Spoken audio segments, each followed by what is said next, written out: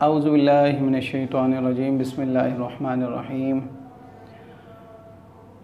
अल्लाहुम्मा सल्लि अला मुहम्मदिन व अला आलि मुहम्मदिन कमा सल्लैता अला इब्राहीम व अला आलि इब्राहीम इन्नका हमीदुम मजीद। अल्लाहुम्मा बारिक अला मुहम्मदिन व अला आलि मुहम्मदिन कमा बारकता अला इब्राहीम व अला आलि इब्राहीम इन्नका हमीदुम मजीद। अस्सलामु अलैकुम व रहमतुल्लाहि व बरकातुहू। मैं हाफ़िज़ मोहम्मद आमिर तारिकी शाज़िली आज आपको इंशाअल्लाह एक ऐसा अमल बताऊंगा कि जिससे आप लोगों के दिलों को नरम कर सकते हैं। ये अमल उन लोगों के लिए ज़्यादा मुफीद है कि जो लोग मुलाज़मत करते हैं और अफसरान की वजह से बहुत ज़्यादा परेशान हैं कि उन पर बहुत ज़्यादा सख्ती की जाती है।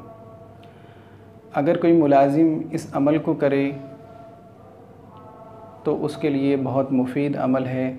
उसके अफसरान या उसके सरपरस्त जो भी लोग हैं इंशाअल्लाह उस पर बहुत रहम करेंगे, उस पर शफ़ीक़ होंगे, उस पर मेहरबान होंगे। और ये अमल बीवी अपने शौहर के लिए और शौहर अपनी बीवी के लिए भी कर सकता है।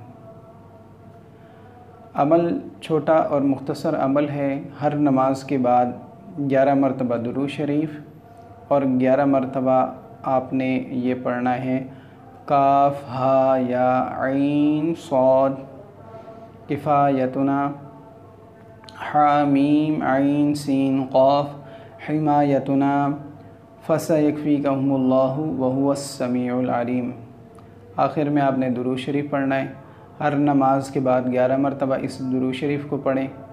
हर नमाज के बाद 11 मरतबा इस अमल को पढ़ें। अव्वल आखिर दुरूद शरीफ 11 मरतबा पढ़ें। पढ़ने के बाद उस शख्स का तसव्वुर करें या अपने आपके जितने भी अफसरान हैं सब का तसव्वुर करके उनके ऊपर दम करें। इंशाअल्लाह वो सब अफसरान आपके ऊपर मेहरबान होंगे और शफ़ीक़ होंगे। ये एक छोटा और मुख्तसर अमल है जिसे इंशाअल्लाह जिस पर आप अमल करेंगे तो इंशाअल्लाह आपको बहुत ज़्यादा फ़ायदा होगा। अगर आपको हमारा ये छोटा सा अमल अच्छा लगे तो इसको लाइक कीजिए और हमारे चैनल को सब्सक्राइब कीजिए। अस्सलामु अलैकुम व रहमतुल्लाहि।